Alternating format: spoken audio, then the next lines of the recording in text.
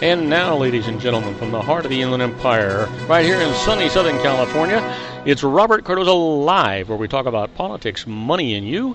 This is the intersection of business and politics. And now here's your host, Robert Cardoza. And welcome aboard. I am Robert Cardoza. You're listening to the intersection of business and politics right here on Robert Cardoza Live, where I do an honest, unbiased analysis of the issues confronting you today that affect the decisions that you're going to make for both your personal and your business life. I come to you every Monday through Friday from 4 p.m. to 6 p.m. Pacific Time on Spreaker Radio, MyCast Live Radio, and countless terrestrial stations worldwide. I also broadcast on Roar, 1776 Radio, and Live 365 Radio every Friday from 4 to 6 p.m. Pacific Time. And please follow me on Facebook, Twitter, LinkedIn, Google+, and YouTube, where you can listen to all of my shows 24/7. Go to my website at www.robertcardozalive.com for archives of all my radio and television shows, and you can access my show live right from my website each day simply by clicking on that little icon labeled Listen Live. Email me at robertcardozalive@gmail.com. That's where I get all the emails I deal with here on the show. And you can call into my show if you just want to comment or engage me in conversation about anything. You can call directly into the studio at 909-545-6516. Again, that number, 909-545-6516. Now, in today's show, we're going to discuss what's in the news, new legislation, the IRS loses, and I'm going to answer your emails just like I always do. Today, my expert contributor is our own Ray Mailer with this series, The American Grid. And I've got a special guest for you, a good friend of mine, Brad Bernstein. Brad's going to talk to you about ACN, how you can make money and save money at the same time. But first of all, I want you to get ready for news. And just before that, at 4:02 p.m. Pacific Time, it is currently 98 degrees here in the heart of the Inland Empire in sunny Southern California. Well, that's down from 102 degrees. So, we've got 4 degrees going down, but it's on its way down to 68, and that's where I can't wait for it to get started. That's where I want it to be anyway. So now, as I said, get ready for news. There's a lot of it. Let's get right to it, because, boy, I'll tell you, it's just never going to end today. Well, 8 minutes ago, from the police, a man wielding a hatchet, gun dead at a movie theater. Yep, another movie theater. A man armed with a hatchet and a gun unleashed a volley of pepper spray at audience members inside a movie theater today, exchanging fire with a responding officer before being shot dead by a SWAT team as he tried to escape out the back door, police said. The attacker, identified as a 51-year-old white local man, was carrying 2 backpacks, one of which hung from his chest, and he wore a surgical mask, possibly to protect himself from the pepper spray that he unleashed in large amounts during the showing of Mad Max: Fury Road. Metro Nashville police spokesman Don Aaron said. He said 3 people were blasted with the spray and treated. There were 8 people in the theater, including the assailant, Aaron said. As he fled out the back door of the theater, the assailant encountered and exchanged gunfire with SWAT team before he was shot dead. Aaron said about 24 gunshots could be heard in about a 10-second period in raw video footage posted online by WKRN-TV. Well, you know what? What is it? Just what is it that is causing these kind of issues? I just don't get it. It's. You ever think about what the heck is going on in the world today when we start talking about the theaters and all the garbage and all the stuff that's going on? I just don't get it. It's just sad. What kind of world do we live in where the only alternative for some of these people who have what I want to assume are mental issues, the only alternative is to kill them before they kill somebody else? It's just, I don't know where to go with it. Well, here's something from the sheriff. A ritualistic killings may be tied to the blue moon. Came in an hour ago, more than a week after the gruesome deaths of an elderly Florida woman and her 2 adult sons in what authorities suspect was a ritual killing. Neighbors and family today said they have many questions but few answers. Meeks Willard, who lives in the rural West Pensacola neighborhood where the Smith family was killed, said he was frightened and doesn't sleep at night because of crime. This is causing me a lot of stress, said Willard, who never met the Smiths despite living on the same street for years. Escambia County Sheriff David Morgan said Tuesday that authorities had identified a person of interest in the deaths of Von Seal Smith, 77, Richard Smith, 49, and John Smith, 47. All three victims were struck multiple times with a claw hammer, and their throats were slit. Richard Smith was also shot in his right ear. Morgan's office declined all requests for interviews today, saying only that authorities were awaiting on lab analysis of evidence gathered in an ongoing investigation. You know what? Is this a sick world we live in? Or what? Yeah, certainly is. Well, here we go again. In 49 minutes ago, from Obama, critics of Iran nuclear deal are selling a fantasy. President Barack Obama assailed critics of his Iran nuclear deal today as selling a fantasy to the American people, warning Congress that blocking the accord would damage the nation's credibility and increase the likelihood of more war in the Middle East. Besides challenging opponents at home, Obama cast Israeli Prime Minister Benjamin Netanyahu as an isolated international opponent of the historic accord, saying, "I do not doubt his sincerity, but I believe he is wrong." The agreement would require Iran to dismantle most of its nuclear program for at least a decade in exchange for billions of dollars of relief from international sanctions. But Netanyahu and some critics in the United States argue that it would not stop Iran from building a bomb. The president's blunt remarks in an hour-long address at American University were part of an intense lobbying campaign by the White House ahead of Congress's vote next month to either approve or disapprove the international agreement. Opponents of the agreement have streamed to Capitol Hill, too, to make their case, and they have spent tens of millions of dollars on advertisements. The stakes are high, Obama said, contending that it isn't just Iran's ability to build a bomb that is on the line, but also America's credibility as the anchor of the international system. You know, the choice that we face is ultimately between diplomacy and some form of war, Obama said. Maybe not tomorrow, maybe not 3 months from now, but soon. Obama's diplomatic overtures to Iran, a centerpiece of his foreign policy agenda, have put him at odds with the Republicans and some Democrats, as well as with Netanyahu, who has campaigned vigorously against the deal. Netanyahu and U.S. critics of the Iran deal say Obama is presenting a false choice between accepting the deal at hand and going to war to stop Iran from building a bomb.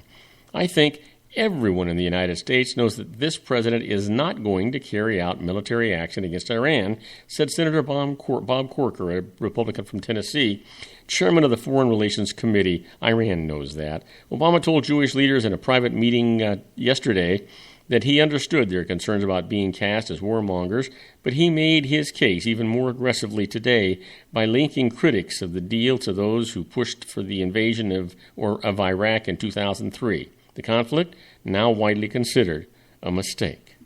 You know what? It just keeps going on. Who do you trust? Who are you gonna trust, for Pete's sake? Are you gonna trust the Prime Minister of Israel?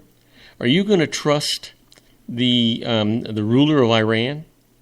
Are you gonna trust foreigners? Or are you going to trust the leader of your own country, the leader that the majority of people actually elected, the people that you gave the authority to, the power to negotiate treaties and deals with? Let Congress do their job and let them do the approval. But for Pete's sake, who are you going to trust? The other side? And if we just decide to just eradicate Iran, then does that make us any better than them? I don't think so. You want to hear more about this? Tune in tonight to John Matthews, the Conservative Syndicate. I'll be on his show about 6:15, and I'm sure this is going to be a hot and heavy debate. John is opposed to the deal, so is his co-host, Joe Hakos, and you know what? I support the deal. So tune in at theconservativesyndicate.net. You'll be glad you did. Now, don't go away. When we come back, I'm going to talk about that Malaysian leader. That debris that was on the island is from Flight 370, and I'll tell you all about it right after these brief messages. Don't go away. If you want to increase your client base and sales, then consider this, the Relationship Building Network at RBN. Given the current economic conditions and challenges, we all need to work smarter, make smarter decisions.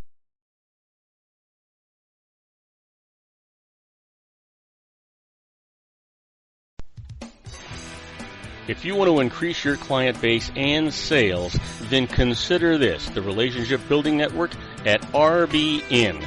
Given the current economic conditions and challenges, we all need to work smarter, make smarter decisions, invest our hard-earned dollars where it'll yield the best return for our investment. Many business professionals claim that the most effective networking group in Orange County is RBN. No other networking group or organization can offer what RBN offers. Make every year your best year. Join RBN and start reaping the benefits today. You know, nearly 3,000 businesses have joined RBN and experienced those benefits. Why join RBN? It's one group. It's one membership. It's no renewals. It's all through Orange County. RBN is a freestyle networking group. No mandatory attendance, no restrictions, no rules, and no penalties. Call them at 949-830-5776 or go to their website at rbninfo.com. That's 949-830-5776. If you've ever dreamed of having your own business to make your life secure, you know Water's Edge Wineries might be just the ticket. In 2004, their founder, Ken Lineberger, created the first winery franchise in California. It was a new concept with all of the functionality of a traditional winery, but without the vineyards. They purchased high-quality grape must from one of the largest winemaking companies in the world. Then they craft each wine carefully and bottle it right at their location. The winery was built to satisfy consumer demand for wine by the bottle and by the glass, but still kept the element of allowing customers to bottle their own custom vintage. Now, they're opening urban wineries across the United States under the brand Water's Edge Wineries. If you've ever dreamed of owning your own winery, it may be in reach right now through Water's Edge Wineries. Just give them a call at 909-468-9463, extension 700. That's Water's Edge Wineries, 909-468-9463. Have you ever found yourself caught between a rock and a hard place? The law offices of Blomberg, Benson, and Garrett might be just the answer for you. The attorneys of Blomberg, Benson, and Garrett have been serving the Inland Empire since 1989. They're dedicated to the aggressive litigation of civil, criminal, and real estate matters. Over the years, they have recovered tens of millions of dollars for their clients. The firm's practice specializes in litigation of personal injury, accident, slip and fall, real estate, and criminal law cases. The firm provides clients with the care, accuracy, and dedication of experienced attorneys. Blomberg, Benson, and Garrett is located at 10300 4th Street, Suite 150 in Rancho Cucamonga, California. They've been providing the Inland Empire residents with outstanding legal services for over 25 years.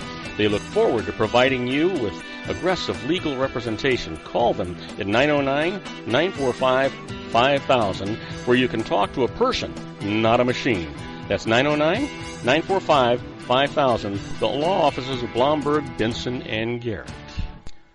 And now let's get back to our show where we talk about politics, money, and you.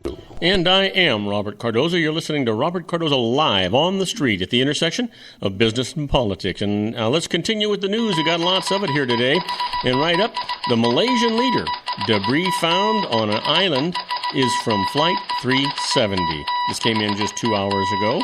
A piece of a wing found washed up on Reunion Island last week is from Malaysia Airlines Flight 370 that vanished last year. Malaysia Prime Minister announced early Thursday, saying he hoped the news would end the unspeakable uncertainty of the passengers' families. The disappearance of the Boeing 777 jetliner 515 days ago, while on a flight from Kuala Lumpur to Beijing on March the 8th, 2014, has been one of the biggest mysteries in aviation history. Officials believed it crashed in the southern Indian Ocean, killing all 239 people aboard, but it is still unknown why the plane went down. It is with a very heavy heart that I must tell you that an international team of experts has conclusively confirmed that the aircraft debris found on Reunion Island is indeed MH370. Prime Minister Najib Razak told reporters. The French territory is thousands of miles from the area being searched for wreckage from the flight. U.S. and French officials involved in the investigation were more cautious, stopping short of full confirmation, but saying it made sense that the metal piece of the wing, known as the flaperon, came from Flight 370. Intact and encrusted with barnacles, the flaperon was found on a beach and sent to France for security for scrutiny by the French Civil Aviation Investigation Department, known by its acronym BEA, and members of its Malaysian and Australian counterparts. We now have physical evidence that, as I pronounced on the 24th of March last year, flight MH370 tragically ended in the southern Indian Ocean, Najib said. You know what? Sad, but at least, hopefully, people could start getting some kind of closure. Because you know what? Until you know for sure, right? That's a pretty good indication. How about this? The Pope urges compassion for divorced Catholics who remarry. Wait till you hear this. Pope Francis's call today for a church of open doors that welcomes divorced Catholics prompted speculation over whether he was signaling support for easing the ban on communion for couples who remarry without a church annulment. The issue is at the center of an extraordinary public debate among cardinals from around the world who will gather this October at the Vatican for a synod or a meeting on the family, where treatment of such couples will be the key topic. He wants the church to get over a psychology that if you're divorced and remarried, that you're a lesser Catholic, said Philip Thompson, executive director of the Aquinas Center for Theology at Emory University in Atlanta. But it doesn't address the real issue of what is the path forward for Catholics who want to enter into full communion with the church. Under Catholic teaching, unless a marriage is annulled or declared null and void by a church tribunal, those who remarry cannot receive communion or other sacraments because they are essentially living in sin and committing adultery. Such annulments can take years to process if they are granted at all, a problem that has left generations of Catholics feeling shunned by their church. Catholics who divorce after a church marriage but don't remarry can receive communion.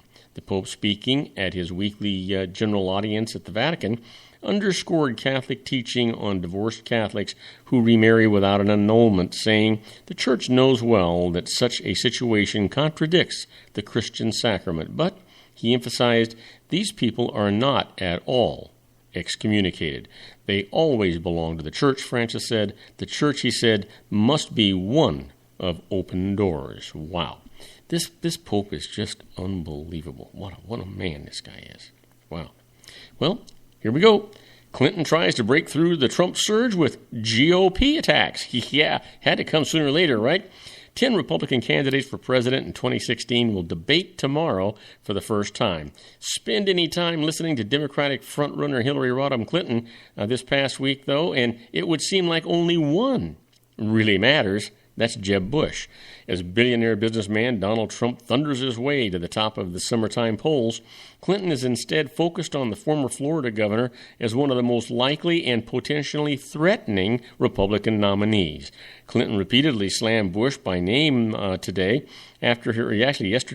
after he questioned spending public money on women's health issues, a more direct attack after she slyly stung him last Friday by using the name of the super PAC and slogan of his campaign, Right to Rise, to paint him as setting back the cause of black Americans.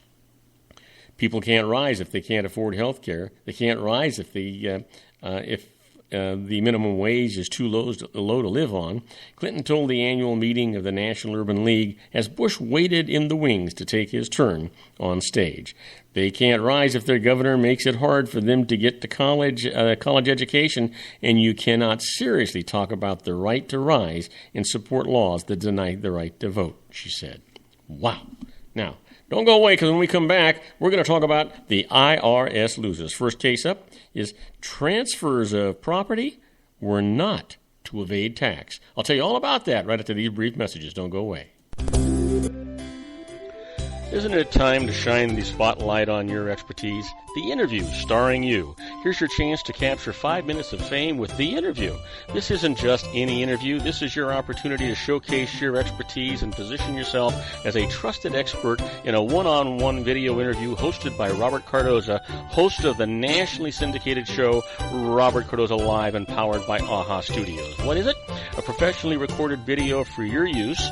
Robert Cardoza interviews you on the set where he records Services Show. Professional interview showcases your expertise and value, shot in a state-of-the-art studio. And what's in it for you? Gain credibility as an expert, earn the trust of your target market, educate in a way that intrigues your audience, gain a powerful marketing tool that offers dozens of uses, website, video sharing sites, social media, email, DVDs, direct mail, lobby video, resumes, profile building, all that kind of stuff. Association with the nationally syndicated celebrity. That's right. And let's talk about AHA Studios. AHA is a strategic marketing firm that leverages the powerful and visual persuasion to help your business create powerful messages that connect with your target market.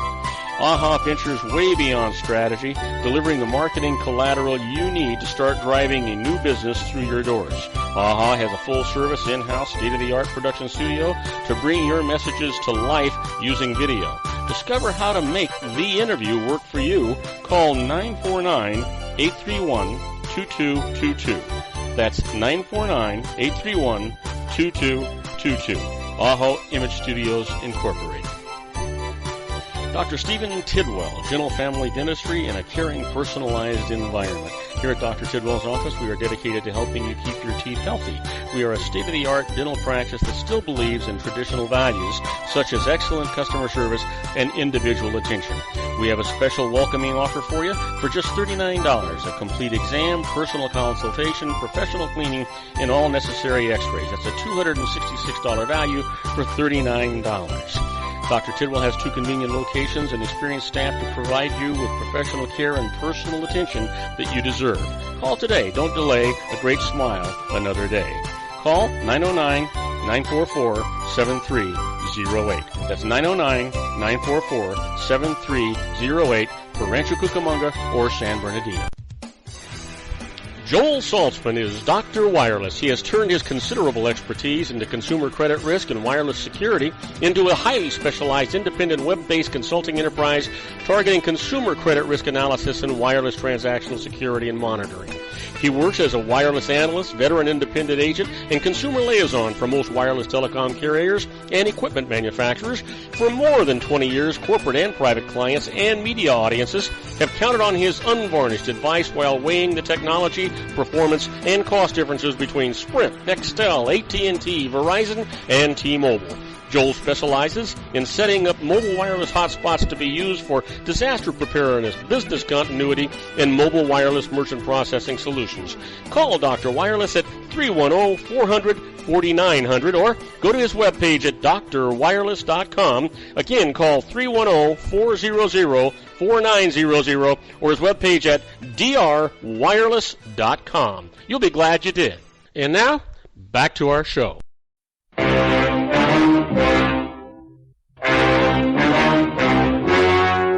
The story you are about to see is true. The names have been changed to protect the innocent.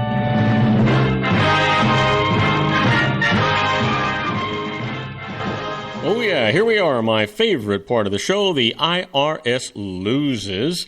As I mentioned to you first up, is the transfers of property were not to evade tax. David Jones owed back taxes to the IRS when he transferred a home that he owned to his mother and a warehouse that he owned to a corporation that he also owned. Now, 6 years later, he declared bankruptcy and sought to have his still unpaid taxes discharged. The IRS said that the transfers were an attempt to evade tax collection, making his taxes non-dischargeable. So he went to court. This is what the judge said. Jones explained that he had purchased the house for his mother to live in and that she had, in fact, made all the payments on it. Similarly, he had purchased the warehouse for his business's use, and it always had been operated by the business. So the transfers did not have a tax avoidance purpose, and his taxes are dischargeable. You know what? It just makes sense. The IRS is just always trying to get to you. Always, always, always. You know, they kind of forget what they're supposed to be doing, I think. They don't forget. They know what they're doing. In another case the IRS lost. A theft loss is deductible when reasonably certain. Yep, you heard me. A couple was victimized by a jewelry scam that cost them several $million. Now, complicated lawsuits and insurance claims resulted, lasting several years. They claimed a theft loss deduction, but the IRS disallowed it, saying that the couple was entitled to no deduction until the year in which all of their claims for reimbursement were resolved and that their last recovery efforts had concluded. They protested, went to court. This is what the judge said. The IRS is wrong. A theft loss is deductible when reasonably certain, so the couple could take the deduction in portions over multiple years as the probable outcome of their various reimbursement claims became apparent. You know what? Just makes sense, doesn't it? What would the IRS do, really? Think about it. Let's say you take the deduction, and let's say you got your money back, right? Then what do they do? Then you pay taxes on the money. Big deal. You know what? But that's not the case here. They just wanted to make the taxpayer miserable. Let me give you another case here. The IRS loses. I love it when they lose. Just sends chills up and down my spine. Here's the case. Driving to jobs away from home is deductible. Here's the story. David Lease was a union millwright in Cumberland, Maryland. He took daily job assignments from his union at distant locations, averaged about 100 miles a day driving to them, and deducted his driving costs. The IRS's objection? Only driving to temporary jobs away from home is deductible, and one's tax home is one's primary work location. Since Lease didn't work in Cumberland, it wasn't his tax home, so he couldn't deduct driving from it to distant jobs. He went to court for some justice, and this is what they said. Lease had long worked in Cumberland until jobs there grew scarce, and that made it his tax home. Each of the distant jobs that he traveled to was temporary, so his driving to them was absolutely deductible. Yeah, it was.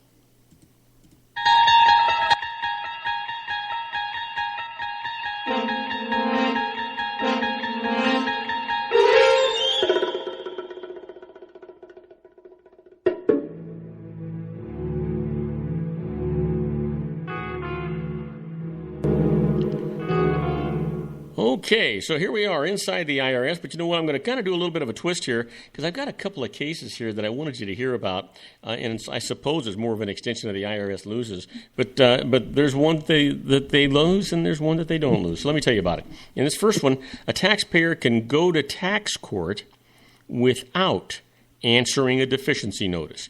Let me tell you about it. Roger Shearer didn't file a tax return for his 1999. So the IRS properly mailed a deficiency notice to the address shown on his last filed return. But Shearer didn't live there anymore, and the U.S. Postal Service failed to deliver the notice to him, so he didn't learn about the tax assessment. Later, the IRS moved to impose a lien to collect the tax. At that point, Shearer requested an IRS appeals due process hearing in which he tried to contest the tax bill on the merits. Now, after the hearing, appeals held against him. Upon receiving the notice of determination from the IRS appeals upholding the tax lien, Shearer timely filed a tax court petition, but the IRS said that he had forfeited the right to do so when he didn't respond to the properly sent original deficiency notice. But here's what the court said. Shearer had never had a chance to make his case on the merits because he had never received the deficiency notice.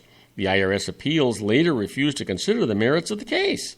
Yet, he had cooperated with the IRS appeals, raised his argument at the appeals hearing, and properly contested the hearing's determination. So, his tax court filing is upheld. Now, here's the best part.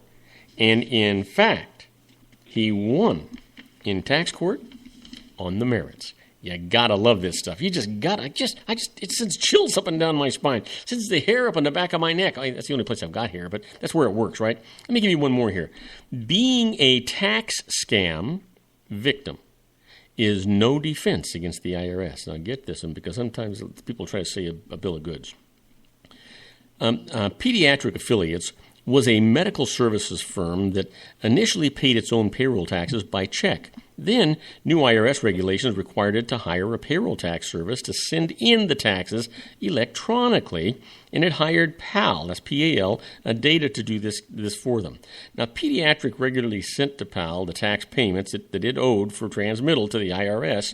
But the owner of PAL created false tax statements showing a reduced amount of tax due, sent these and lesser amounts of tax shown on them to the IRS, and kept the unremitted tax payments, which he invested in a personal hedge fund.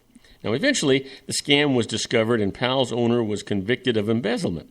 The IRS then levied on Pediatric's assets to collect its still unpaid payroll taxes. Pediatric protested that it had actually paid all the taxes that it owed and was an innocent victim in the whole situation. Went to court. You're not going to like this. A taxpayer is responsible for supervising the performance of an agent hired to prepare tax returns and make tax payments on the taxpayer's behalf. Now here, PAL was Pediatric's agent, and Pediatric is responsible for PAL's failure to perform. The taxes were, in fact, never paid to the IRS, so Pediatric still owes them, and the IRS can act to collect them. So you know what? Don't just assume because you got a CPA or you got a tax person that it's all going to be there. In a case like this, if they commit a fraud against you, you're still going to be liable. You're responsible for them. Now, do not go away waiting in the wings. Just one of my really, really good friends. He's been a friend of mine now for about 3 years. I'll tell you all about him when we get back from this commercial message. But boy, he's going to tell you how to make money and how to save money. And you know what? It just doesn't get any better than that, folks. So listen in. We'll be right back. If you want to increase your client base and sales, then consider this, the Relationship Building Network at RBN. Given the current economic conditions and challenges, we all need to work smarter, make smarter decisions, invest our hard-earned dollars where it'll yield the best return for our investment.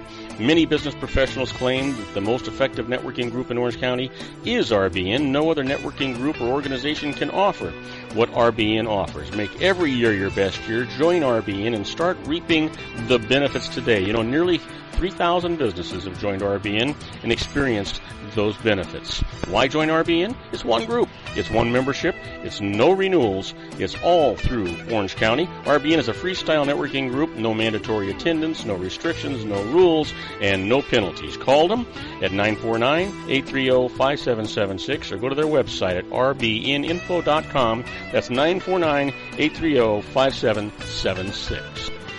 If you've ever dreamed of having your own business to make your life secure, you know Water's Edge Wineries might be just the ticket.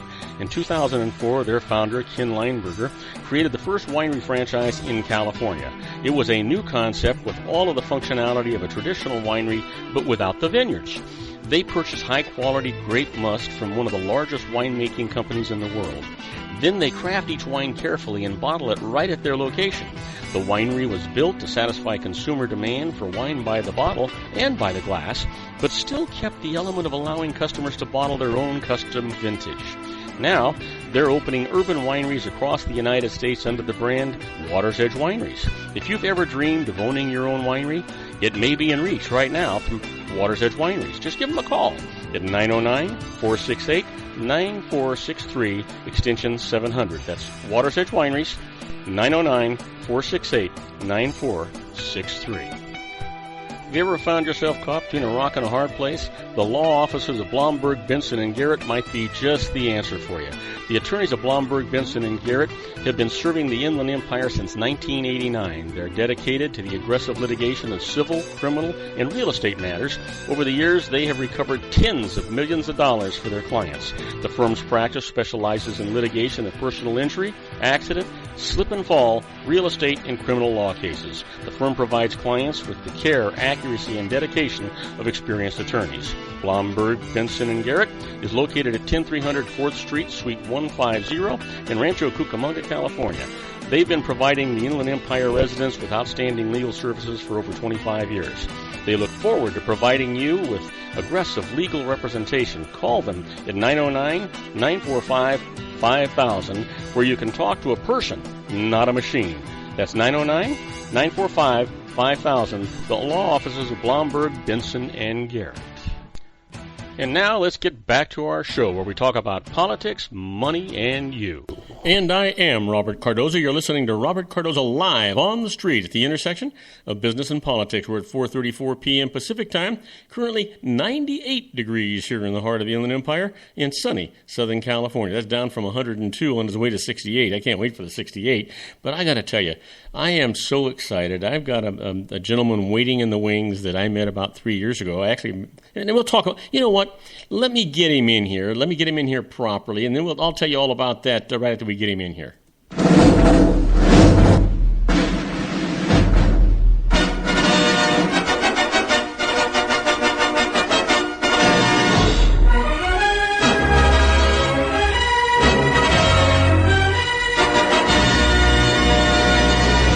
Ladies and gentlemen, this is a man that I actually met at an RBN meeting. It's a networking meeting in Orange County about 3 years ago. He's been on my television show, and he's been on a number of my radio shows. And we have become socially friends. We've become good friends. And he always helps me out when I have a problem. And this is one of those days I had a problem. The guest that I actually had scheduled for today couldn't make it, had an emergency. And this fellow has always been so kind to fill in when I had a problem. You know what? His name is Brad Bernstein, and Brad, you may even recognize that name. He was a race car driver for the longest time, and now he's also an executive with ACN, and he's going to talk a little bit about ACN and a lot of other things. But ACN is an opportunity for him to help you make more money and to save more money. So help me welcome to the show my good friend, which is most important than all, Mr. Brad Bernstein.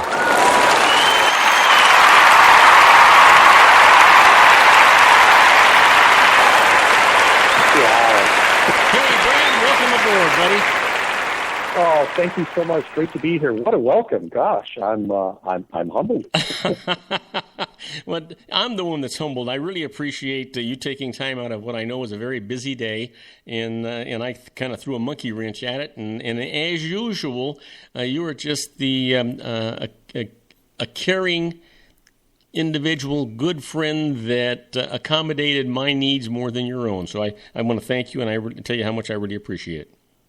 Well, my pleasure, Robert. I'm glad it worked out. You know, I decided to take a couple days off. I hadn't given myself a vacation in a little while, and your timing was perfect. Came in right towards the tail end of my vacation because I'm getting ready to go back to work. And, you know, when a friend calls, if you're a friend, I guess that's one of the tests of friendship. So thank you for the opportunity. Always glad to help you out whenever I can. Well, that's super. You know, before we get started on ACN, because I know we want to talk about that for a while. And you know, it's been a while since you've been on the show, and so you know, the segments are a little bit longer, but there's only two of them instead of three. But you actually have more time to talk, so that's a good thing. So I don't want you to worry about us running out of time. I'd like you to talk a little bit about the formula cars that you were racing. Well, that's a huge story for me, and the truth of the matter is I had an opportunity to live my dreams. So what has kept me grounded and humbled is I've realized that I was able to learn some significant life lessons out of pursuing a hobby and a passion. I can't tell you exactly when, but I think it was somewhere around 5 years old. My oldest brother had taken me to a very grassroots racing event. I'm dating myself, but the movie Grand Prix had come out around that time, and I just fell in love with the romance of all things car racing. Indy car racing, Formula One racing. But I think as many of us go through a journey in life, I had the poster on the wall of this dream. You know, I had all the race cars on the wall, and someday I'm going to make that happen. I'm going to be in that race car or be around it. But the journey for me was not a straight, narrow path by any means. Life happens, school happens, college, career. And next thing you know, I completely forgot that I had this dream or passion for racing. It had completely died. And sadly, the analogy I see for myself and a lot of people is sometimes the dream dies for whatever reason. So fast forward to the late 80s, and I found myself in a position for the first time, actually after a significant business and financial disaster. A few months later, I found myself absolutely on top of the world, making what for me at that time, and actually even by today's standards, was some pretty crazy money. And so I bought into part ownership of a race car team. And here's the crazy thing. I have to look back in the mirror and laugh. I had no desire to drive the car. I had forgotten that I wanted to be a driver. I just knew I wanted to be around it. I've always been fascinated with the technology. And then I win a camera in a sales contest. And so I thought, well, I'm part owner of the team. I'll just appoint myself the team photographer. And I went to work along with my real estate and mortgage company doing photography for the IndyCars all over North America. And the interesting thing that happened, and this is my lesson, is I just team owners, crew members, and then one day the light bulb went on. I'm standing in the pit lane at the Long Beach Grand Prix.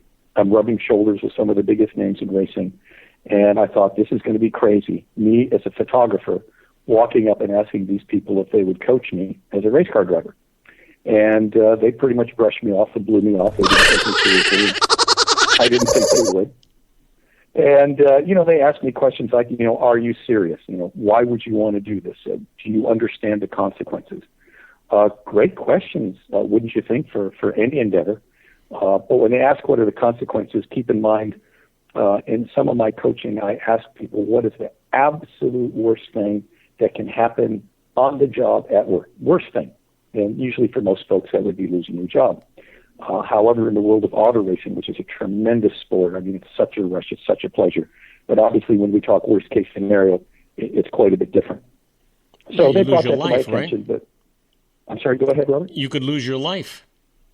Yeah, that's a pretty significant consequence, wouldn't you think? Yeah, that's a big deal. So, some of us race car drivers, if not all of us, have been told that we're crazy. We don't want to get hurt. We don't want to get injured. But when your passion is so big, you work over it, you work around it, and obviously I embrace all the safety features that we can. But what happened was I started getting coaching, and I started racing at a very elementary grassroots level. Go-karts, which are actually the doorway to racing in Europe and now kind of becoming one of the doorways for racing in the U.S. So whenever I had weekends off, and I had a very, very strong work ethic, so I'd work during the week, I would find a way to get in a go-kart and race somewhere and learn the fundamentals of racing. I worked my way up through the ranks from the 60-mile-an-hour karts to the 90-mile-an-hour karts to, believe it or not, we have these things called shifter go-karts with a 6-speed transmission, disc brakes, racing slick tires, and a 130-mile-an-hour top speed. And that'll get your attention in a go-kart. And just so you know, there's two kinds of race car drivers. I don't know if you've heard this before, Robert, but there's two kinds of race car drivers, right? No, I didn't know. I guess okay. those that are alive and those that are dead? Well, there's that too, but there's those that have crashed and those that are going to crash. Oh. And if you do it long enough, you're going to crash. Usually the consequences are not big. But I had a complete brake failure in a shifter go-kart at 130 miles an hour. Wait, hang on a second, Brad. Brad, hang on a second. Did you say you had a crash in a go-kart at 130 miles an hour? Yes. A go-kart, not a Formula car, a go-kart. Correct. You can, you and the listening audience can just Google what a shifter go-kart is. It's a very radical, stout, insanely powerful, insanely fast go-kart. Wow. I don't even know, because I'm picturing an old, I'm an old guy. I remember, and go-karts, I'm picturing them and nowhere near 130 miles an hour. I'm thinking that any kind of an accident at something like that is unsurvivable. But obviously, obviously you did. Yeah, I guess I'm here, so things worked out. No, what had happened is I'd had enough minor accidents where I'd broken bones, cracked ribs, things like that. I don't mean to take it lightly, but in the whole scheme of things, those were not serious injuries. But I realized in an instant when the brake pedal went all the way down at the speed I was at, where I was on the track.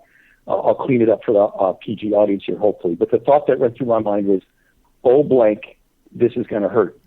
And literally by the time I could say that, the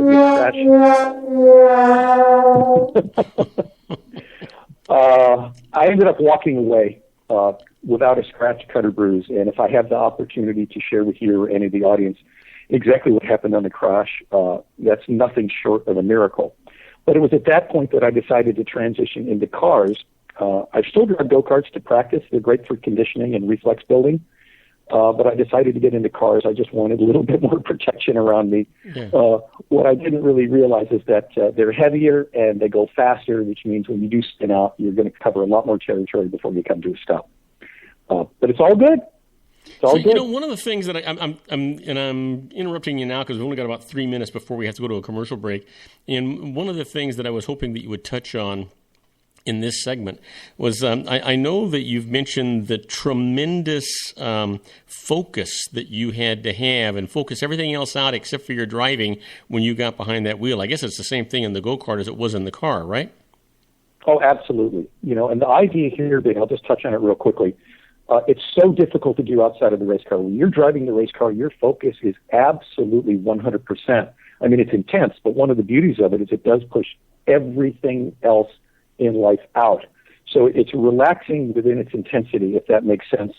And one of the things I try to coach myself and others on is to bring a higher level of intensity to what we do, just a higher level of focus to what we do. Mm-hmm. But nothing will be equal to what you experience in the race car. I would imagine a fighter jet pilot might experience the same level of focus. Or other athletes, I've heard that golfers and boxers and baseball players, other athletes, I understand, they don't hear the crowds. They don't even see the crowds when they're, when Tiger Woods gets up to approach the ball, he knows he's in a tournament, but all of a sudden the crowd and everything else disappears. He's totally focused on that ball.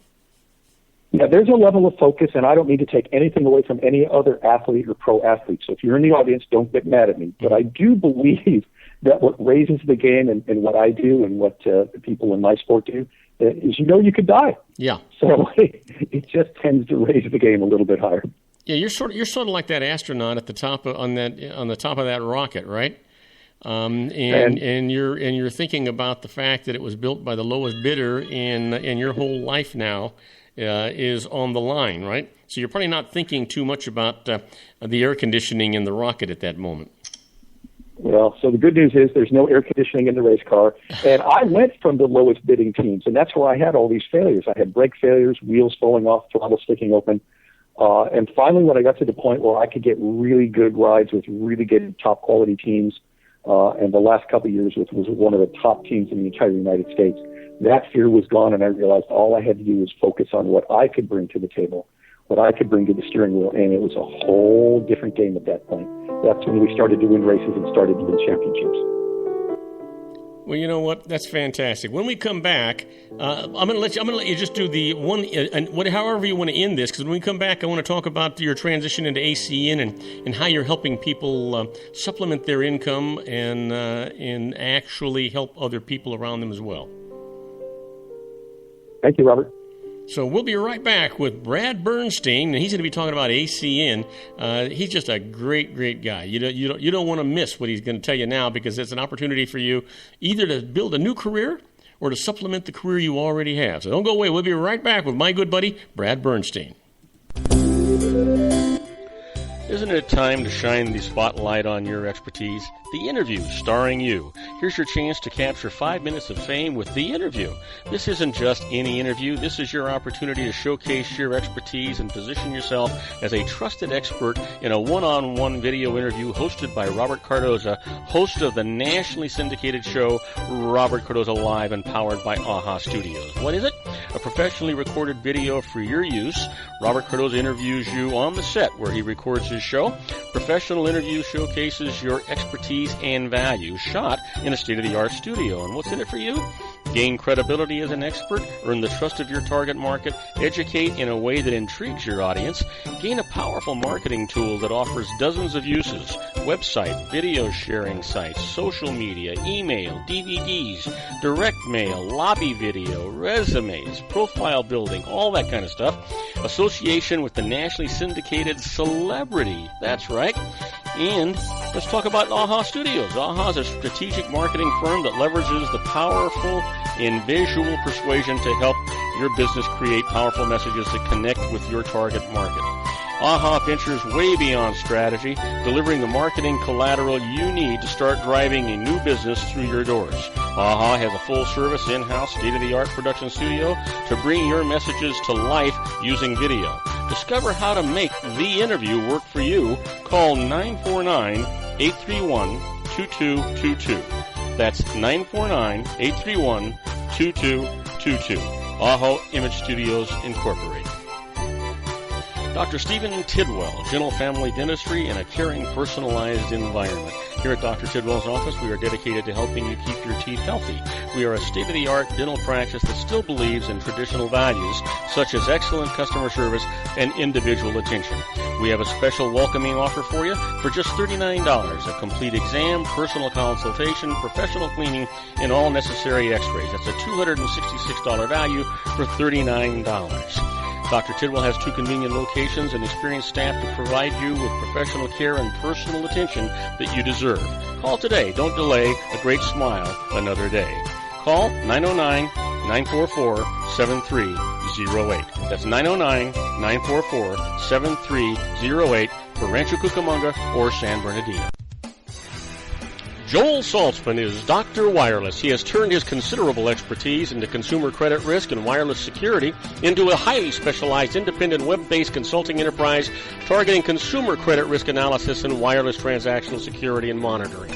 He works as a wireless analyst, veteran independent agent, and consumer liaison for most wireless telecom carriers and equipment manufacturers. For more than 20 years, corporate and private clients and media audiences have counted on his unvarnished advice while weighing the technology, performance, and cost differences between Sprint, Nextel, AT&T, Verizon, and T-Mobile. Joel specializes in setting up mobile wireless hotspots to be used for disaster preparedness, business continuity, and mobile wireless merchant processing solutions. Call Dr. Wireless at 310-400-4900 or go to his webpage at drwireless.com. Again, call 310-400-4900 or his webpage at drwireless.com. You'll be glad you did. And now, back to our show. And I am Robert Cardoza. You're listening to Robert Cardoza live on the street at the intersection of business and politics. And we're talking to my good buddy, Brad Bernstein. And we were talking about his days as a race car driver. And I don't know how much time you need on the ACN part, Brad, but if you're not quite done with the race car driver, you can continue there. Otherwise, let's talk about ACN and the benefits that has and how you got involved in it and why it's meaningful for other people to get involved as well. Sure. I just share one more quick thought on racing, which really kind of encapsulates the mindset when you're behind the wheel. So my thought basically is this, Robert. Everything you do in racing requires an intense level of concentration and focus. We talked about that a little bit. But once you get strapped into the car, the rest of the world totally fades away. All the work, the preparation, sponsor relations, hospitality, every bit of that fades away. I just have to tell you, at the level that I finally arrived in what's called Formula Atlantic, just driving a car at that level requires a mental focus that it just doesn't leave room for anything else, as I mentioned. But the best analogy is something I once heard. Motorsports is described as loud, fast, colorful, and patriotic. It's stick and ball sports, but with live ammunition. Wow. And I love it. So, well, I mean, it's got to be exciting to be moving around that fast and have to be making decisions on a split second that are life-saving or life-threatening. That's got to be an adrenaline high like no other. Absolutely. Ask my ex-girlfriend about that. She used to be jealous of the way I would describe the high from it, but that's another story. I want to keep it PG. But what I learned in racing, though, because you have your good days and bad days, and one of my coaches and mentors, told me once, he says, sometimes, Brad, you set the car up and the springs and the shocks and the wings and the gear ratios and a million different adjustments, and you set it up for what you think is going to be the proper way to compete on the track on that given day, and you get out on the track and find out the car just isn't working at all. You've got to find a way to soldier on. You've got to find a way to make that car as fast as you can. The analogy to life and business is this. You have a car that's obviously not going to win the race on the bad day. It might be capable of a 10th, 12th, or 15th place. You got to try and make it an 8th or 5th place finish. That is the mark of a champion, and it's the same mark of a champion in business. So to segue into ACN a little bit, I've also evolved into a coach just because I love to share the success secrets that I've learned. I've been fortunate. I've been blessed. I've had a lot of success. So part of what I want to do is just give back and help other people have levels of success. But the analogy that I use from racing is, look, I'm not going to try to sell you or anyone else on my business. I will tell you that it works for me for very specific reasons. But regardless of what you do, I believe there's three things that you have to have, a minimum of these three things.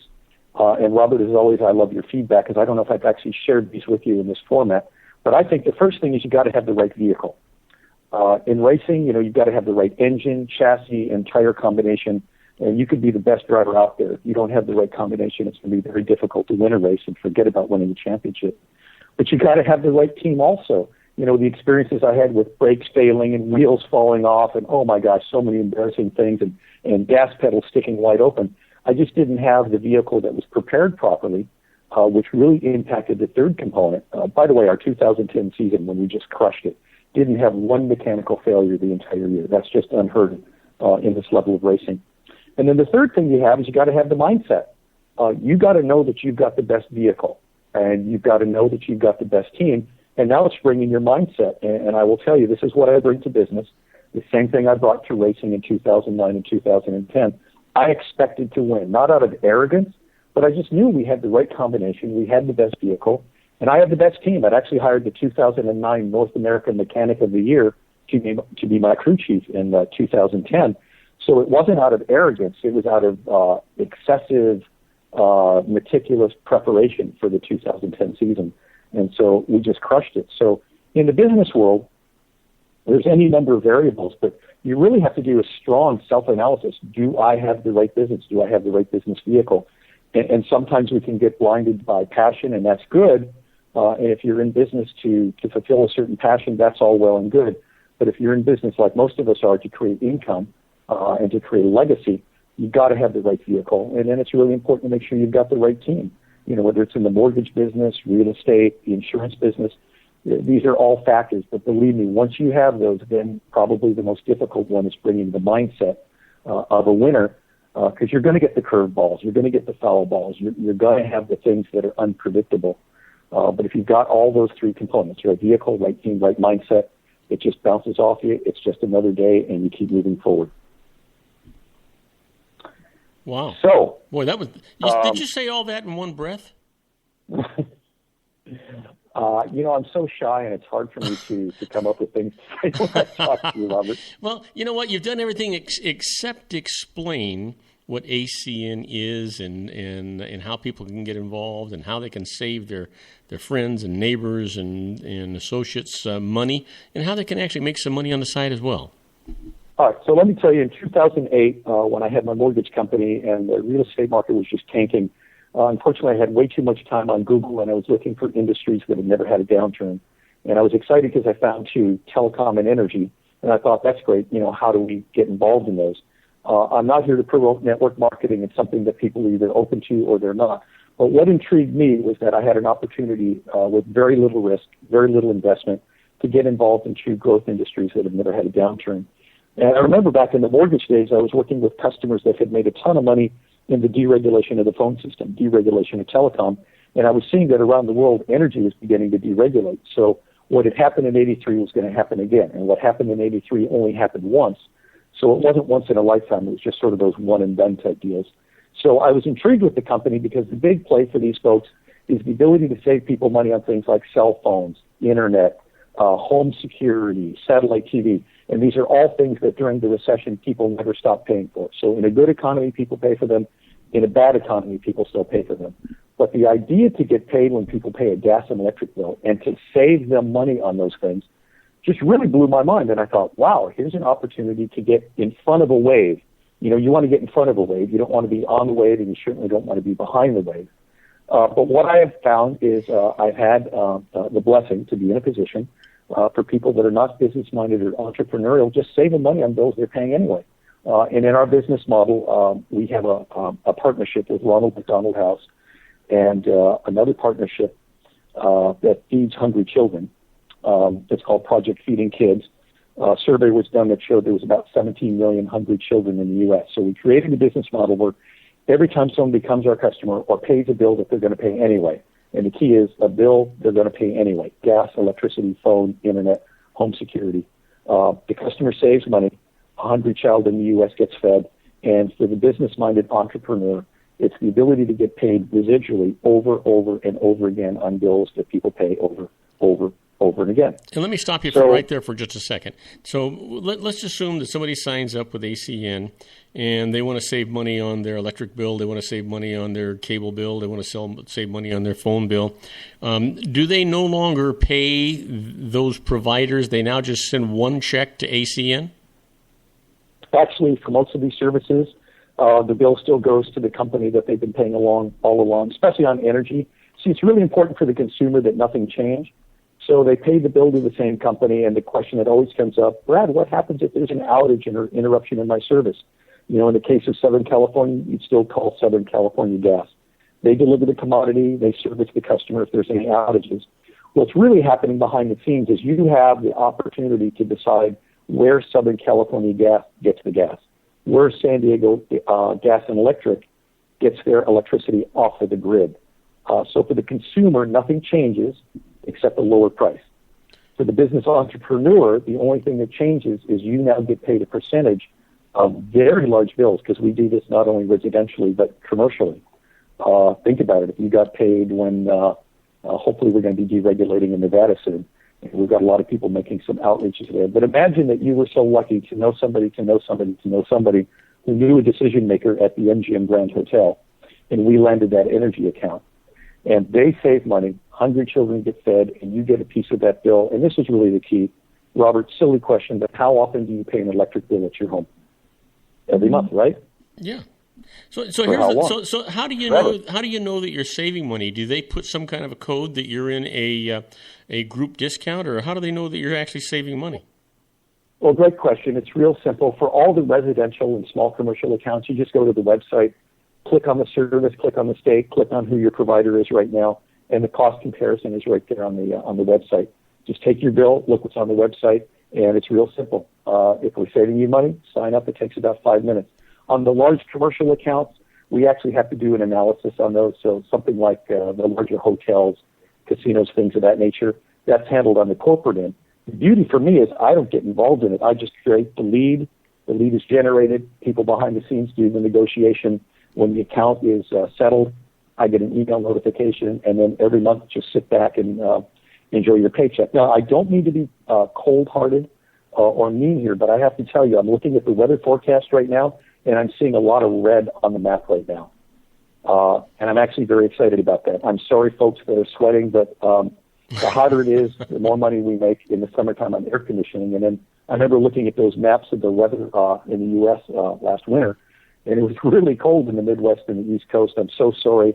But, you know, literally, I'm getting paid on the weather right now, which is a pretty crazy concept. And the idea that's really happening here, the key to this is deregulation is eliminating the monopoly that the utility companies have had since day one. So that's really the essence of it. Think back to when AT&T was the sole provider in the United States. Now you have all these other companies. The same thing is happening with gas and electricity. And this is going to happen. It's kind of a one-time deal. When deregulation happens, it'll only happen once. And the great news is only 17 states have deregulated so far, and the rest are coming online one after another. So now what we ought to talk about a little bit is ACM is a multi-level marketing company. It's a legitimate, honest, and legal one. Been around for a while, for quite a while. How long have they been around, Brad? Well, it started in January of 1993, so we're coming up on over 21 years at this point. Yeah, so it's not like countries. It's not like they're a fly-by-night company that's going to be gone tomorrow. And so, but by being an MLN company, there's an opportunity for you to make money on other people you introduce to this opportunity, right? It's just like any network marketing company in concept. The concept is the same. For me, what was the attraction, and there's nothing wrong with what I'm about to say. There's nothing wrong with the vitamins and the lotions and the juices. There's nothing wrong with all that. I'm a customer on many of those products. But for me, in terms of building a business and building a legacy, I wanted the foundation to be something that people would pay for every month, no matter what, for the rest of their life. The second part was I wanted to have the right team and the right vehicle. So I was looking for a company that had already stood the test of time. I very respectfully tell people the question is not whether ACN is a valid company, although you're going to see all kinds of dirt on the internet, pretty much with any company. But after 21, 22 years, having former attorney generals on our legal advisory team to keep the company squeaky clean, being in 24 countries, working with all of these major Fortune 500 and Fortune 50 companies, they've done so much research on us. The key is is it a fit? Okay, so listen, I've got to stop you because we've only got 15 seconds. How do people contact you? Can they go to your website at bradbernstein.com, or where do they go? Brad Burns, actually, you know what? 949-463-3776. Call me or go to www.trueresidual.acnibo.com. And thank you, Robert. Hey, thank you, Brad. This was terrific. I really appreciate you filling in. It was interesting and informative. Look forward to seeing you soon. You and I got a project going, and I look forward to telling my listeners about that in the near future. Thanks, Robert. Have a great day. All right, buddy. You take care. Now, don't go away, because when we come back, we're going to be with our own Ray Mailer with his series, The American Grid. He's going to give us an update on the fires that are going on in California, the water projects in California, the highway projects in California. He's probably going to give us some good news and probably going to give us some bad news. So don't go away. We'll be right back with Ray Mailer and his American Grid. If you want to increase your client base and sales, then consider this, the Relationship Building Network at RBN. Given the current economic conditions and challenges, we all need to work smarter, make smarter decisions, invest our hard-earned dollars where it'll yield the best return for our investment. Many business professionals claim that the most effective networking group in Orange County is RBN. No other networking group or organization can offer what RBN offers. Make every year your best year. Join RBN and start reaping the benefits today. You know, nearly 3,000 businesses have joined RBN and experienced those benefits. Why join RBN? It's one group. It's one membership. It's no renewals. It's all through Orange County. RBN is a freestyle networking group. No mandatory attendance, no restrictions, no rules, and no penalties. Call them at 949-830-5776 or go to their website at rbninfo.com. That's 949-830-5776. If you've ever dreamed of having your own business to make your life secure, you know Water's Edge Wineries might be just the ticket. In 2004, their founder, Ken Lineberger, created the first winery franchise in California.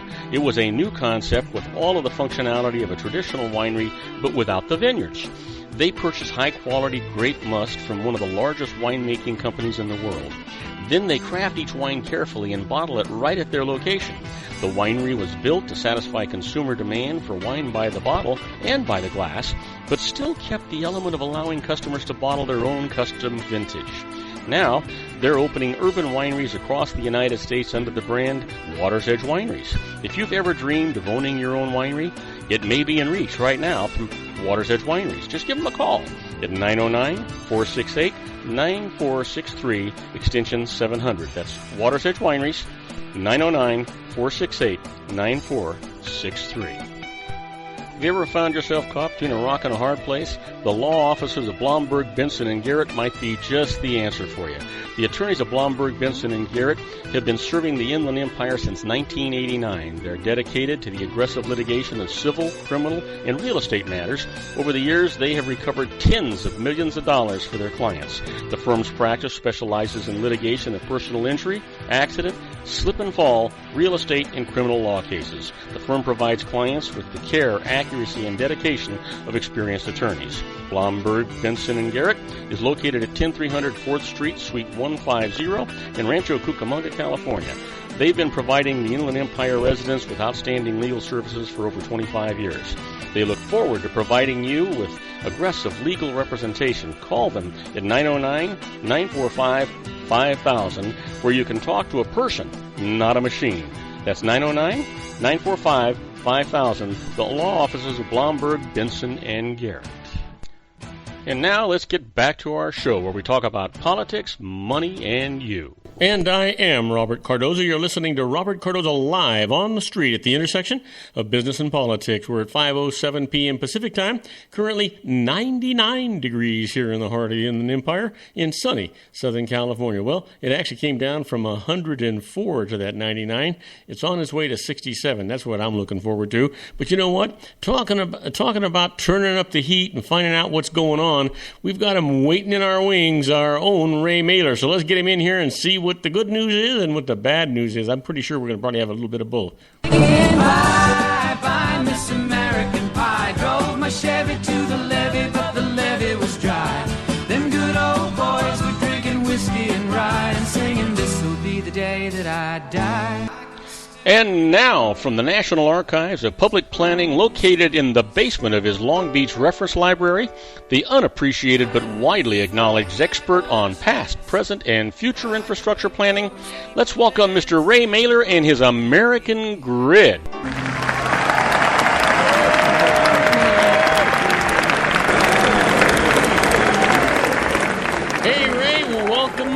You know what? You got to be anxious for today. Not only are you gonna blast us and castigate us with what's going on with the California wildfires and the roads and highways and the water things, but you're gonna also tell us that you're not going to be with us next Wednesday because you're going to selfishly go on vacation. Yeah, that's right. Next week we're going to take a little vacation, and we're actually going to go spend a week in the Sierra Mountains, and we're keeping our fingers crossed that we don't have any wildfires to contend with. That would really, well, that could kind of smoke us out. There probably won't be any kindling there, any because it's all been burned up. Well, that's right. That's right. So, well. Actually, I've been taking a look at the map, and it seems like there aren't any fires particularly near.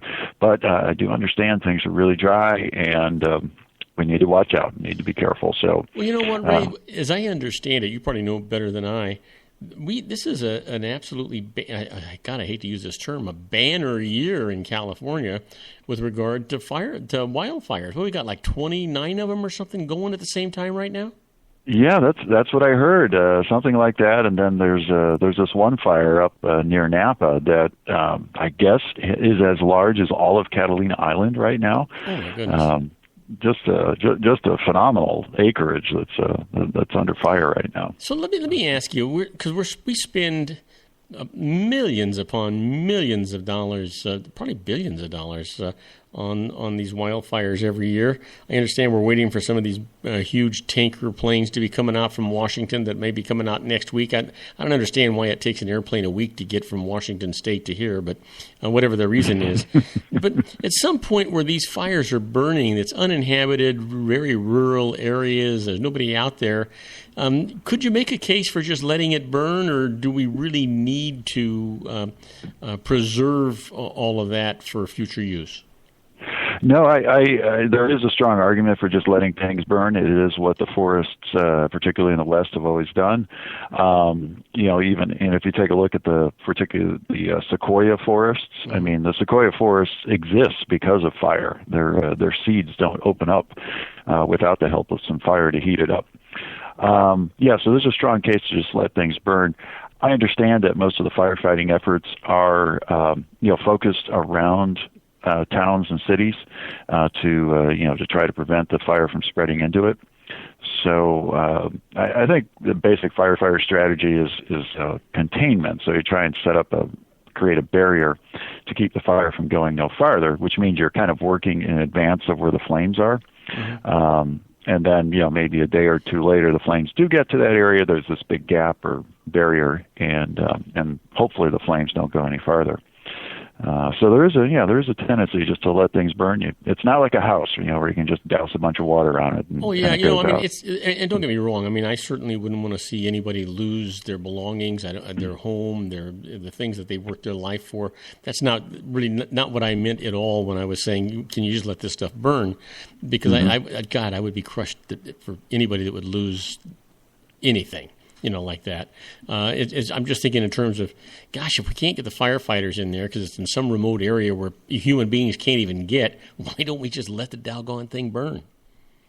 Yeah, I think that happens a lot in the uninhabited areas. Just let it go. I think it's kind of rare if you've ever walked in after, in the few years after a big fire. Mm-hmm. A big fire, it's not that all the trees burn down. It's that, a percentage of them do. And the forests do eventually recover. I remember I was touring North America in 1988, and I had in mind to go help out. There was a huge fire underway at Yellowstone, and much of Yellowstone burned. I went back there about 20 years later and was very pleasantly surprised to see how much new growth there was. And you could see that many of these new trees that were now 20 years old had grown to more than half the height of the previously burned trees. Well, it's interesting that you would say that, and I don't know that what I'm going to say is accurate because I don't know anything about forestry or that kind of stuff. But I can remember it wasn't that long ago. I've got a really good friend that has a cabin up in the mountains, and they were having to take down these trees because they were being infected by beetles or bugs or whatever the heck was happening. They were all dying, and I'm thinking, well, sometimes these fires are probably nature's way of getting rid of not only the sick growth, but getting rid of the bugs that caused the problem as well. And now if we're putting all these fires out, doesn't exacerbate the problem. To put the fires out, yes, does create a long-term problem, and that's part of the strength of the argument to just let them burn, at least in the the rural areas where there truly is no housing. And you're right. What's happening right now because of the dry conditions, in our 4 years of drought, is the bark beetles are really going crazy because the trees are in a weakened condition, and the bark beetles kind of finish off a lot of the trees. And then, that makes everything really ripe for a fire. Fire comes in, burns everything down, the bark beetle goes away, and the forest gets a fresh start. That needs to happen every, I don't know, somebody who studies this might know, but, maybe it's every 50 or 100 years, portions of forest kind of get a fresh start. Yeah, it's like a rejuvenation for everything. Gets everything nice and strong and solid and beautiful again. And I guess you got to go through a period of where things don't look so pretty, but that's kind of like life, isn't it? I don't look near as pretty as I did 50 years ago. Oh, you're still a handsome devil, but talk nasty to me, Ray. Talk nasty to me. It's okay. But you're absolutely right. I mean, we all love to be in a forest when it's fresh and green and well shaded. But every once in a while, and for a period of a few years, the forest just needs to kind of get thinned out, burned down. Okay. We didn't want to do anything to start it. There are plenty of natural forces that make this happen all by itself. Yeah. And unfortunately, there's some unnatural sources that make it happen too, and those are the ones we need to throw the keys away from. Yes, indeed. Boy, yeah, there are occasional situations where you're kind of scratching your head. Sometimes you read about a teenage boy or a young man playing with matches or intentionally starting a fire. Yeah. I'm just like, oh my gosh. We've even had some situations where there was an intentionally started fire, and a fireman lost his life. Yeah. I remember one situation in recent years. There was consideration of bringing murder charges against the young man who started the fire. Well, didn't that happen? You remember here? Let's see. Was it in 2001 or 2002 that everybody was thinking that the entire Southern California was on fire? We had the fire in San Diego Scripps Ranch, and we had the fire here in Rancho Cucamonga, and we had the fire in Corona, and we had the fire in we had fires in I don't know if it was Malibu or out in that area anyway, and it turns out that the one in San Diego was actually lit by a camper who had gotten lost, and the fire got away. He got prosecuted for something, didn't he? Oh, yeah, boy, you just jogged my memory. Yeah, the guy who was got lost and started a fire. I don't know what happened with that particular individual. And I forget the name of that fire, but it was particularly devastating for northern San Diego County, right? Yeah. It was. Yeah. It was like in Pomona maybe, or out in that area. Or Poway, right? Yeah, that's what it was. Poway. That's what it was. Poway area. Yeah, I remember that. And I also happen to know a firefighter who handles forest fires for one of the counties, and there were a lot of changes that happened as a result of that particular fire. Just how things get managed when they send in firefighters. Mm-hmm. There was a lot of change that happened as a result of that, because I don't know if a firefighter, I guess a firefighter or firefighters might have lost their lives, but they got much more careful about when you send them in. Yeah, absolutely. You know what? And it's not enough that I understand it's these guys' jobs, But, it's not that we want to send them into that kind of more danger than what they already have to endure. The idea is you don't want to send them in if it's going to be if it's going to cost them their lives or certain injuries. You got to be able to use some kind of procedures that protect these guys. Absolutely. Yeah, I certainly agree with that.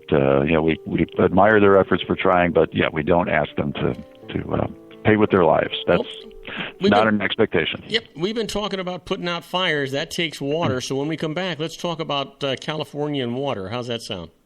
Sounds good to me. Okay, we'll be right back with our own Ray Mailer and his American Grid. Don't go away. We'll be right back. Isn't it time to shine the spotlight on your expertise? The Interview, starring you. Here's your chance to capture 5 minutes of fame with The Interview. This isn't just any interview. This is your opportunity to showcase your expertise and position yourself as a trusted expert in a one-on-one video interview hosted by Robert Cardoza, host of the nationally syndicated show Robert Cardoza Live and powered by AHA Studios. What is it? A professionally recorded video for your use. Robert Cardoza interviews you on the set where he records his show. Professional interview showcases your expertise and value, shot in a state-of-the-art studio. And what's in it for you?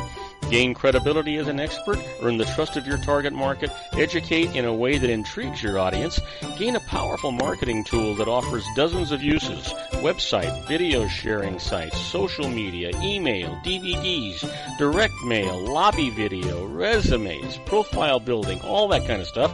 Association with the nationally syndicated celebrity. That's right. And let's talk about AHA Studios. AHA is a strategic marketing firm that leverages the powerful in visual persuasion to help your business create powerful messages that connect with your target market. AHA ventures way beyond strategy, delivering the marketing collateral you need to start driving a new business through your doors. AHA has a full-service, in-house, state-of-the-art production studio to bring your messages to life using video. Discover how to make The Interview work for you. Call 949-831-2222. That's 949-831-2222. AHA Image Studios, Incorporated. Dr. Stephen Tidwell, Gentle Family Dentistry in a caring, personalized environment. Here at Dr. Tidwell's office, we are dedicated to helping you keep your teeth healthy. We are a state-of-the-art dental practice that still believes in traditional values, such as excellent customer service and individual attention. We have a special welcoming offer for you for just $39, a complete exam, personal consultation, professional cleaning, and all necessary x-rays. That's a $266 value for $39. Dr. Tidwell has 2 convenient locations and experienced staff to provide you with professional care and personal attention that you deserve. Call today. Don't delay. A great smile another day. Call 909-944-7308. That's 909-944-7308 for Rancho Cucamonga or San Bernardino.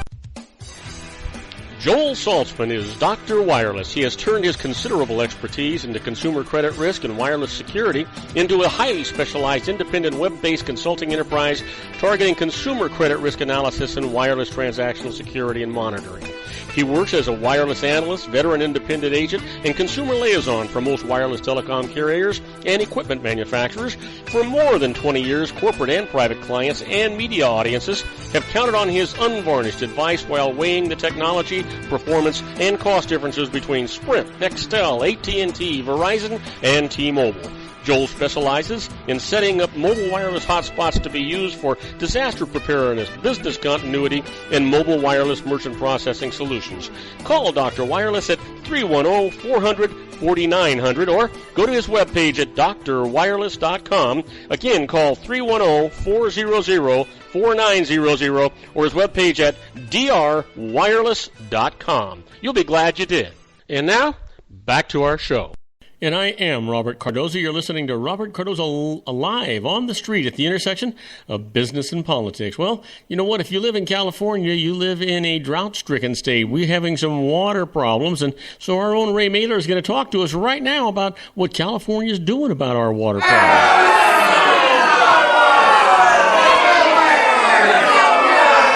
Oh, come on, guys, cut it out. Ray, you got the microphone.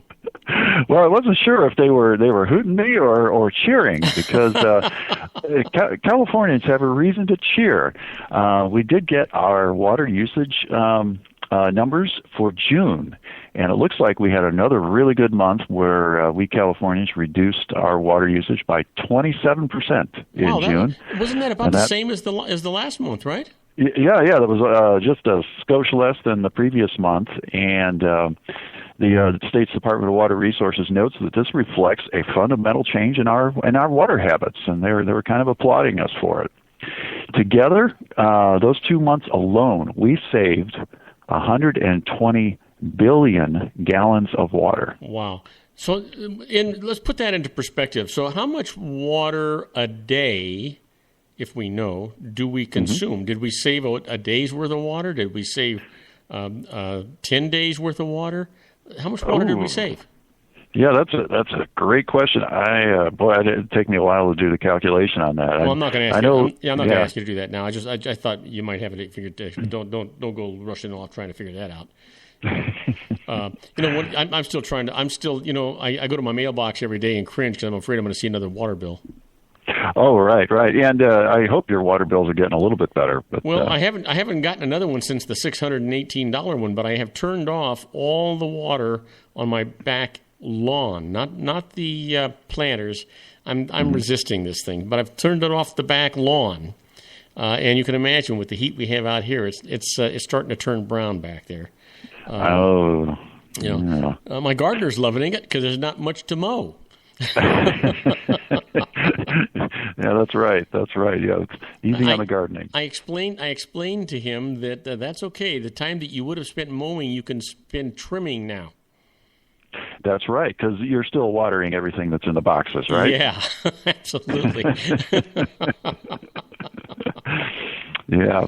Well, again, I'd love to figure out how many months or years of water usage we managed to save. But if we kept this up, we would save 750 billion gallons of water. God, that's over the course of the year. And it sounds like such a gigantic amount of water, right?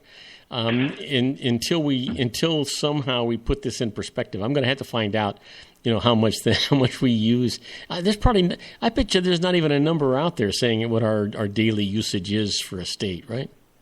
Well, actually, most water agencies assume about 50 gallons per person per day. Oh, so we got 33 million people in the state, right? Right. Yep. Okay. So we're talking about 1.5 trillion. 1.5 million gallons. No, 1.5 billion gallons a day. Okay, so if we saved 120, let's just round it up to 150.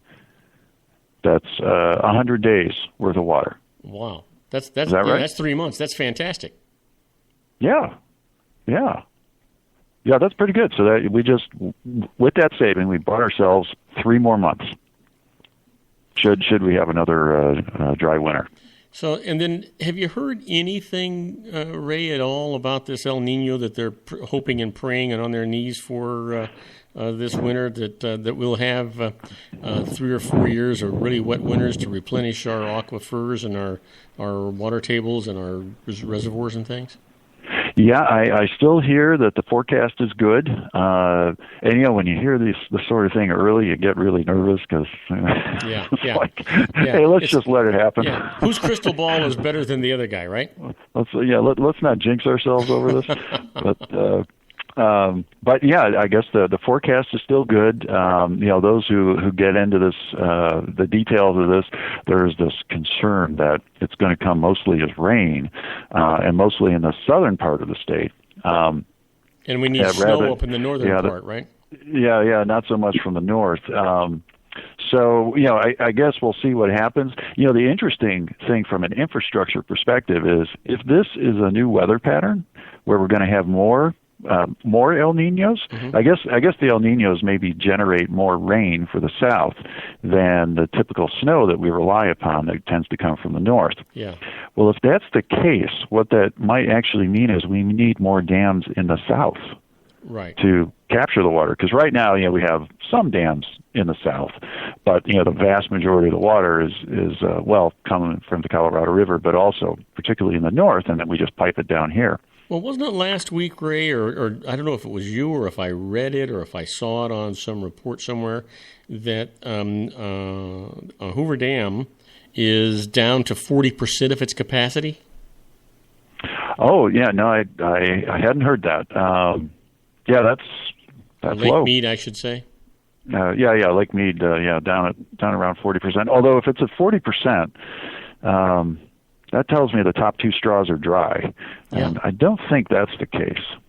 Because I had, I guess I'll need to find out if the bottom straw, that new bottom straw for Las Vegas, has been completed to pipe the water from Lake Mead. Yeah, but if it's down to 40% capacity, that would be concerning.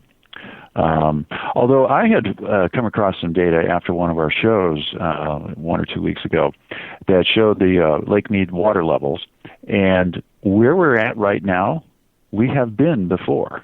Oh, really? Whatever the current water level is. So it's not unprecedented low. We were there, I think, in the 60s previously, and perhaps also in the early 50s. Wow. Yeah. Well, along these lines, I try not to make the show all about, bad news. Oh yeah, but I can remember when I was a kid, we had big winters. I mean, we had strong rains and storms, and we had big winters, and not just in Southern California, but throughout California. And it just seems like our weather patterns have changed dramatically.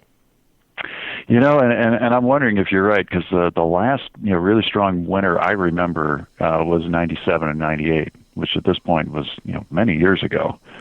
I remember just some really consistent and cold rain coming down, and I haven't seen that in I guess 18 years.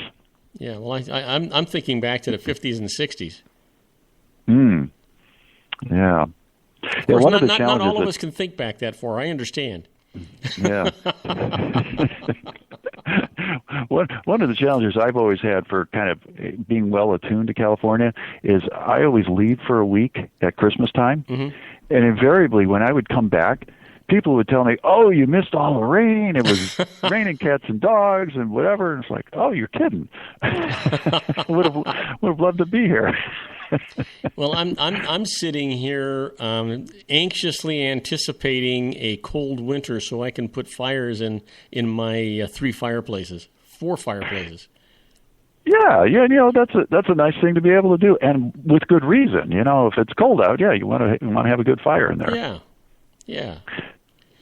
So, well, I took a look also at what's happening at the federal level. I think I took. Nothing is happening at the federal level. They went on a 5-week vacation.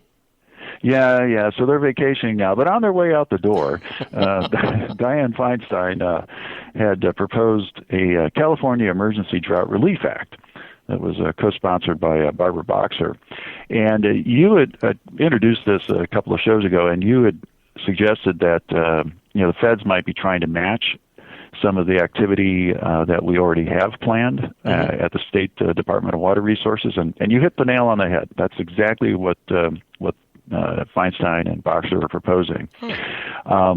They're looking at throwing about $100 million towards desalination, about $600 million towards storage, and which would mean new dams, and most importantly, they're going to direct the Bureau of Reclamation, that's the federal water agency, to accelerate their review of 4 dam sites. One's at Shasta, others are at Sites, which is north of Sacramento, Temperance Flat, which is northwest of Fresno, and Los Vaqueros, which is east of Oakland. So they're all northern. They're all northern sites, right? Yeah, they're all northern states, and this comes to the point I mentioned earlier. We have always been thinking about building dams in the north because that's where most of the water comes as rain or snow. So we try to capture the rain and then the snow melt in the summer, and so that's why we're still thinking of building more dams in the north, just so we can improve our capture up there.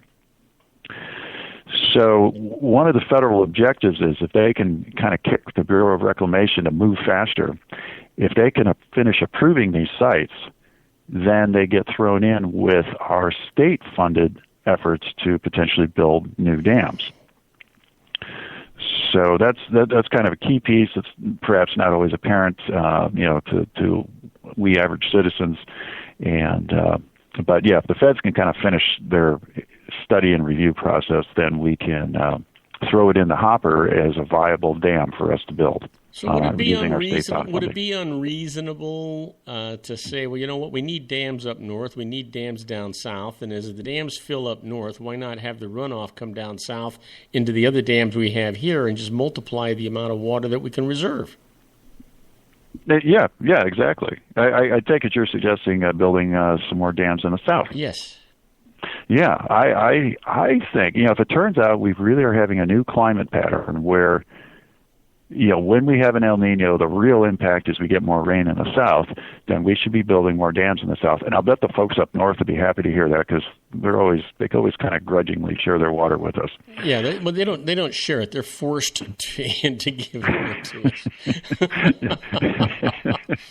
I was trying to be polite about it. They don't even begrudgingly right. do it. They are totally opposed to it. And wouldn't it be ironic if the north started drying because of climate change and the south became damper, and then, well, maybe we would have some extra water to give them. We would just have to explain to them that the California aqueduct was built in such a way that the water only runs in one direction. Which in fact it does. It's gravity fed, and it slowly goes down to the south. So yeah, it will not work in reverse. I sometimes surprise myself with this logic, But there would be one great infrastructure project if that were the case, to try to figure out a new aqueduct to flow north. That'd be something. Yeah. So anyway, you're going to go camping. Are you going to go camping for your entire vacation? Yeah. Actually, we found a cabin and nice. up in the forest near some lakes. And so that's where we're headed. We'll bring the whole family in our hiking boots. I was looking at a map and I realized it was reasonably close to the Pacific Coast Trail, and I thought we might make a family hike out to the Pacific. Did I say coast? Crest, the Pacific Crest Trail. Well, take lots of pictures. Indeed, and who knows, a fire may come right after we leave, and it might be the last pictures. Which would be a good reason for you to have lots of pictures, so that you can remember what it was like at that time, right? Yeah, exactly. See all those trees? Yeah, they're just rocks now. Hey Ray, this was a terrific segment. I really enjoyed it. I don't know if we covered all the stuff you wanted to cover. Probably not, because when I start talking to you, we go off into tangents, so it makes it difficult for you. I understand it, but one of the things I like about you is you're a very patient gentleman, and you just let me just ramble on. Well, you're very kind, but I always enjoy just a good conversation that flows where it flows, like a river. It just kind of goes where it's going to go. Yep, that's. But for a future show, I've got some news about State Route 91, which is also in your stomping ground. So we can pick that up at a future show. We'll do that in a couple of weeks. In the meantime, stay safe, stay happy, and don't forget to come back all in one piece, will you? Will do. All right, everybody. Now, don't go away. When we come back, we're going to deal with today's birthdays, the secret teachings for your life, the Harvard Business Tip of the Day, and interesting but useless facts. Don't go away. We'll be right back. If you want to increase your client base and sales, then consider this, the Relationship Building Network at RBN. Given the current economic conditions and challenges, we all need to work smarter, make smarter decisions, invest our hard-earned dollars where it'll yield the best return for our investment. Many business professionals claim that the most effective networking group in Orange County is RBN. No other networking group or organization can offer what RBN offers. Make every year your best year. Join RBN and start reaping the benefits today. Nearly 3,000 businesses have joined RBN and experienced those benefits. Why join RBN? It's one group. It's one membership. It's no renewals. It's all through Orange County. RBN is a freestyle networking group. No mandatory attendance, no restrictions, no rules, and no penalties. Call them at 949-830-5776 or go to their website at rbninfo.com. That's 949-830-5776. If you've ever dreamed of having your own business to make your life secure, you know Water's Edge Wineries might be just the ticket. In 2004, their founder, Ken Lineberger, created the first winery franchise in California. It was a new concept with all of the functionality of a traditional winery, but without the vineyards. They purchased high-quality grape must from one of the largest winemaking companies in the world. Then they craft each wine carefully and bottle it right at their location. The winery was built to satisfy consumer demand for wine by the bottle and by the glass, but still kept the element of allowing customers to bottle their own custom vintage. Now, they're opening urban wineries across the United States under the brand Water's Edge Wineries. If you've ever dreamed of owning your own winery, it may be in reach right now through Water's Edge Wineries. Just give them a call at 909-468-9463, extension 700. That's Water's Edge Wineries, 909-468-9463. Have you ever found yourself caught between a rock and a hard place? The law offices of Blomberg, Benson, and Garrett might be just the answer for you. The attorneys of Blomberg, Benson, and Garrett have been serving the Inland Empire since 1989. They're dedicated to the aggressive litigation of civil, criminal, and real estate matters. Over the years, they have recovered tens of millions of dollars for their clients. The firm's practice specializes in litigation of personal injury, accident, slip and fall, real estate, and criminal law cases. The firm provides clients with the care, accuracy, and dedication of experienced attorneys. Blomberg, Benson, and Garrett is located at 10300 4th Street, Suite 150 in Rancho Cucamonga, California. They've been providing the Inland Empire residents with outstanding legal services for over 25 years. They look forward to providing you with aggressive legal representation. Call them at 909-945-5000, where you can talk to a person, not a machine. That's 909-945-5000, the law offices of Blomberg, Benson, and Garrett. And now let's get back to our show where we talk about politics, money, and you. And I am Robert Cardoza. You're listening to Robert Cardoza live on the street at the intersection of business and politics. We're at 5:40 p.m. Pacific time. Currently 99 degrees here in the heart of the Inland Empire in sunny Southern California. Well, you know what today is, right? You got it. It is August the 5th, and it is somebody's birthday.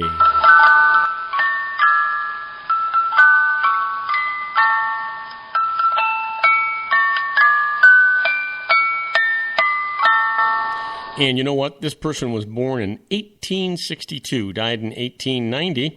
He was an Englishman who became known as the Elephant Man because of his physical appearance caused by a congenital disorder. Happy birthday, Joseph Merrick. And here's a guy that we all, he's known worldwide.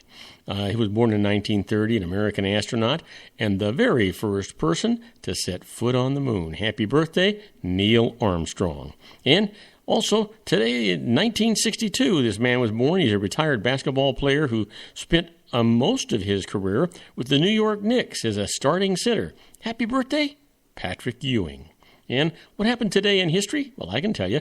In 1962, Nelson Mandela is jailed. He would not be released until 1990. Wow. Isn't that something? 28 years later, right? How about 1963? The United States, United Kingdom, and Soviet Union sign a nuclear test ban treaty restricting nuclear proliferation. Boy, that was a good thing. Now we're trying to do the same thing with Iran, right? Well, and Congress is getting in the way. Can you believe that? How about this? In 1981, Ronald Reagan fires 11,359 striking air traffic controllers who ignored his order for them to return to work. Well, there you go.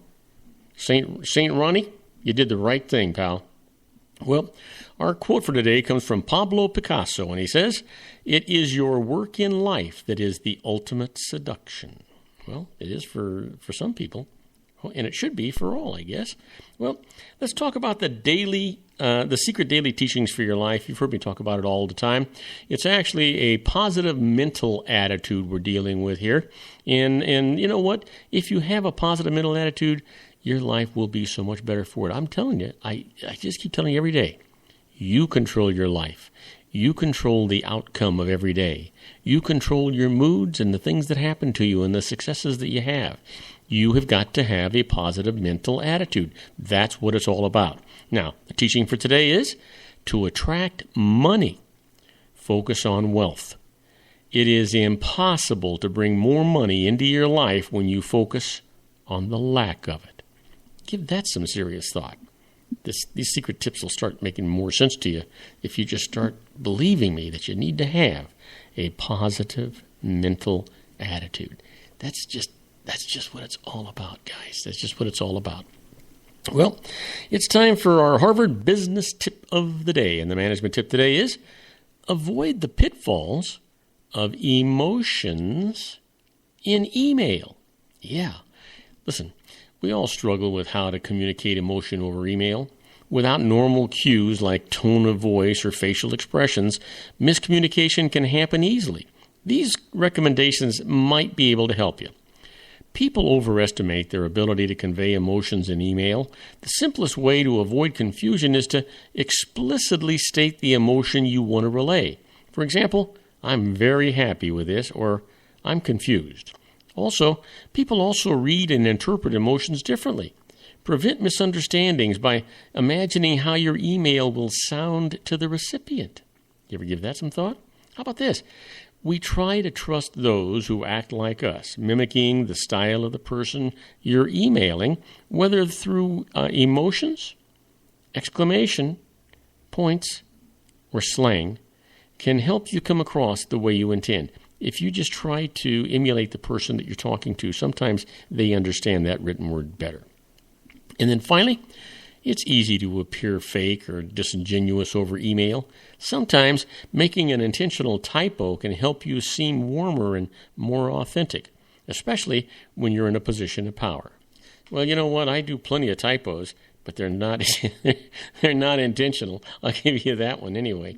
Well, it's time for our interesting but useless facts section of the show. I love this section of the show. It's at first I questioned the viability of it, but as I read more and more of these things, I'm just astounded at the guys that had to put this together. And you know what? But you know what? You'll understand more as I move along. And let's get started to it. Did you know? At one feeding, a mosquito can absorb 1.5 times its own weight in blood. There you go. You think vampires had a deal, right? How about this? You know, a citizen of Calcutta, India, grew the fingernails on his left hand to a length of 76 inches. Now, that's 2 yardsticks. That's 6 feet. Think about it, guys. You had to have people holding on to the fingernails so this guy could walk around, I'm guessing. It's just amazing. Did you know that nearly 91% of all senior citizens rely on prescription drugs on a regular basis? 91%. Wow. But also remember this. Those people that you look at as old and decrepit and they've been around and you're thinking they're getting older, those are the same people that probably taught you how to eat with a spoon. So, keep in mind that they've been through all this and you're going to go through it too. Your day is coming. Did you know all U.S. presidents have worn glasses? Some just didn't like being seen wearing them in public, but all of them wore glasses. And here's one. In Kentucky, 50% of the people who get married for the first time are teenagers. Wow. I wonder what the divorce rate is. How about this? The 4 horsemen of the apocalypse named in the Bible's book of Revelation are conquest, slaughter, famine, and death. Wow. Doesn't leave much hope, does it? Argentinians eat more meat than any other nation in the world, an average of 10 ounces per person per day. Gee, that doesn't sound like so much to me. Sounds pretty decent to me, actually. How about this? South Africa is the only country to have 3 capital cities, one for each branch of its government: administrative, legislative, and judicial. And let me leave you with this. Based on what we know and can reasonably imagine, there is no chance of any human traveling beyond the edge of our solar system, ever. It's just too doggone far. Now, don't go away, because when we come back, I'm going to deal with your emails. And the first email up today is from Morgan Agra from Athens, Tennessee, asking about the statute of limitations. I'll tell you all about it right after these brief messages. Don't go away. Isn't it time to shine the spotlight on your expertise? The Interview, starring you. Here's your chance to capture 5 minutes of fame with The Interview. This isn't just any interview. This is your opportunity to showcase your expertise and position yourself as a trusted expert in a one-on-one video interview hosted by Robert Cardoza, host of the nationally syndicated show Robert Cardoza Live and powered by AHA Studios. What is it? A professionally recorded video for your use. Robert Cardoza interviews you on the set where he records his show. Professional interview showcases your expertise and value, shot in a state-of-the-art studio. And what's in it for you? Gain credibility as an expert, earn the trust of your target market, educate in a way that intrigues your audience, gain a powerful marketing tool that offers dozens of uses: website, video sharing sites, social media, email, DVDs, direct mail, lobby video, resumes, profile building, all that kind of stuff. Association with the nationally syndicated celebrity. That's right. And let's talk about AHA Studios. AHA is a strategic marketing firm that leverages the powerful and visual persuasion to help your business create powerful messages that connect with your target market.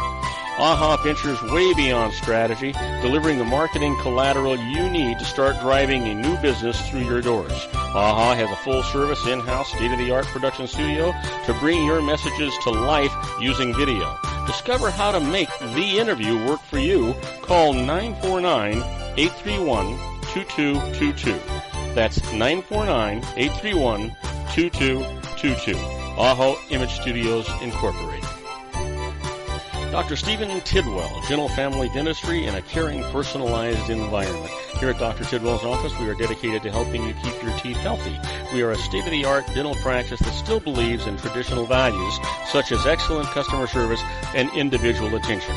We have a special welcoming offer for you for just $39, a complete exam, personal consultation, professional cleaning, and all necessary x-rays. That's a $266 value for $39. Dr. Tidwell has 2 convenient locations and experienced staff to provide you with professional care and personal attention that you deserve. Call today. Don't delay. A great smile another day. Call 909-944-7308. That's 909-944-7308 for Rancho Cucamonga or San Bernardino. Joel Saltzman is Dr. Wireless. He has turned his considerable expertise into consumer credit risk and wireless security into a highly specialized independent web-based consulting enterprise targeting consumer credit risk analysis and wireless transactional security and monitoring. He works as a wireless analyst, veteran independent agent, and consumer liaison for most wireless telecom carriers and equipment manufacturers. For more than 20 years, corporate and private clients and media audiences have counted on his unvarnished advice while weighing the technology, performance, and cost differences between Sprint, Nextel, AT&T, Verizon, and T-Mobile. Joel specializes in setting up mobile wireless hotspots to be used for disaster preparedness, business continuity, and mobile wireless merchant processing solutions. Call Dr. Wireless at 310-400-4900 or go to his webpage at drwireless.com. Again, call 310-400-4900 or his webpage at drwireless.com. You'll be glad you did. And now, back to our show. And I am Robert Cardoza. You're listening to Robert Cardoza Live on the Street at the intersection of business and politics. We're at 5:52 p.m. Pacific Time. It's currently 99 degrees here in the heart of the Inland Empire in sunny Southern California. Well, we're coming down to the wire. It's time for our email section of the show where I answer your emails and your questions. I want to remind you that it's an entertainment section of the show, and like all emails, sometimes the information can be just a little sketchy. And so what we want to do is want to remind you that before you go off often you do anything, contact a licensed professional. You'll be glad you did. They'll save you more money than they cost you, and they'll give you peace of mind. They'll let you sleep at night. You won't worry about somebody tapping you on the shoulder, knocking on your door, or ringing your doorbell, or sending you a registered letter, because one of the conditions of these licensed professionals is that they have errors and omissions insurance. And as a result, if they make a mistake, they pay the piper. That's why it's always better for you to do that. Stay safe. Just feel secure. That's why you do it. Now, first email today comes from Morgan Agra from Athens, Tennessee, asking about a statute of limitations and says, when does the 3-year statute of limitations start on my tax return so it will be safe from an audit? Well, the IRS generally has 3 years to audit a tax return starting from the later of its original due date or the date on which it was actually filed. So, if you file your return before April the 15th, the 3-year period starts on April the 15th, while if you file later, it starts on your return's actual filing date. Now, be careful. The limitation period is 6 years if your return understates income by more than 25%, and there is no limitation period if you commit fraud on your return or don't file at all. So, keep that in mind as well. Also, next email comes from Bella Aguilar from Burton, Mississippi, asking about, not Mississippi, Michigan, asking about donated shares. And she writes, years ago, a friend donated shares of his corporation, private corporation, to a charity, claimed a deduction for their value, and had the charity redeem them for cash from the company.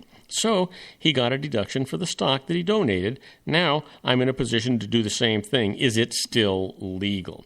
Well, Bella, yes, it is. This is legal if the redemption is voluntary with the charity and not required by a pre-existing agreement. That is, the charity must have the legal right to keep the shares, although in practice it will probably want the cash obtained from redeeming them.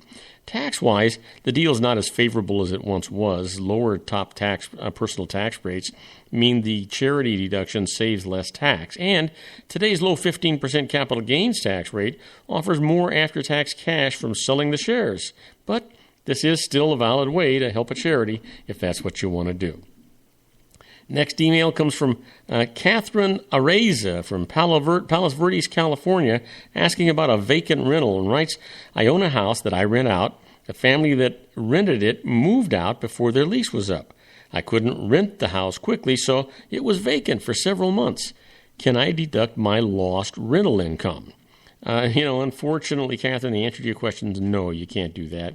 You have no deductible loss for tax purposes since you received no rental income for several months. You simply report zero rent in your income for that period. But that lack of income, combined with your normal expenses of maintaining the property, may or may not produce a deductible loss from rental activity. Also, if you believe that you were wronged by your tenant's failure to pay you the rent owed to you under their lease, you can sue them for that under the terms of the lease in your local court system. Now, any award that you receive will be taxable income to you, so keep that in mind. My last email comes from Nathan Casillas from Union City, New Jersey, asking about IRA contributions, and writes, can I contribute stocks that I own to my IRA? If not, can I contribute cash to my IRA and then have it buy the stocks from me? Well, you know what, Nathan? You got two questions there, and the answer is no and no. All IRA contributions must be made in cash. The only way that an IRA can receive non-cash assets is through a transfer from another retirement account. So let me give you an example of that. If an employer-sponsored 401k plan account holds stock shares, they can be transferred to the IRA. In addition, an IRA may be disqualified and lose its tax-favored status if it engages in any of a list of prohibited transactions. Now, prominent among these is any sale, exchange, or lease with its owner or a member of its owner's immediate family. That would be spouse, ancestor, lineal descendant, that kind of stuff. So for more details on this, go see publication 590. That's Individual Retirement Arrangements. You'll be glad that you did that. I promise you'll be glad you did that. It's just, you don't want to fool around with these kind of things. That sometimes the benefits to you are much less than what the penalties are, and you just don't want to go there, trust me. Now, I want to thank you for listening to Robert Cardoza Live at the intersection of business and politics. Robert Cardoza Live broadcasts on Spreaker Radio, MyCast Live Radio, and countless terrestrial stations worldwide every Monday through Friday from 4 p.m. to 6 p.m. Pacific Time. I also broadcast on Roar 1776 Radio and on Live 365 Radio every Friday from 4 p.m. to 6 p.m. Pacific Time. Please follow me on Facebook, Twitter, LinkedIn, Google+, and YouTube, where you can listen to all of my shows 24/7. Go to my website at www.robertcardozalive.com and email me at robertcardozalive@gmail.com. That's where I get all the emails I deal with here on the show. On my next show, my expert contributor is going to be John Matthews with his series, The Conservative Syndicate. And don't forget to tune in tonight at 6:15 at theconservativesyndicate.net. You'll hear me and John and Joe talking. I think we're going to be talking about the Iran deal. So if you want to hear some more of us, that would be where you'll want to go. My special guest tomorrow is Sean LaFave with his series, Geared for Wellness. He'll be talking about health care. I encourage you to tell all of your friends about my show here on the RLC Broadcasting Network. Isn't it time to shine the spotlight on your expertise? The Interview, starring you. Here's your chance to capture 5 minutes of fame with The Interview. This isn't just any interview. This is your opportunity to showcase your expertise and position yourself as a trusted expert in a one-on-one video interview hosted by Robert Cardoza, host of the nationally syndicated show Robert Cardoza Live and powered by AHA Studios. What is it? A professionally recorded video for your use. Robert Cardoza interviews you on the set where he records his show.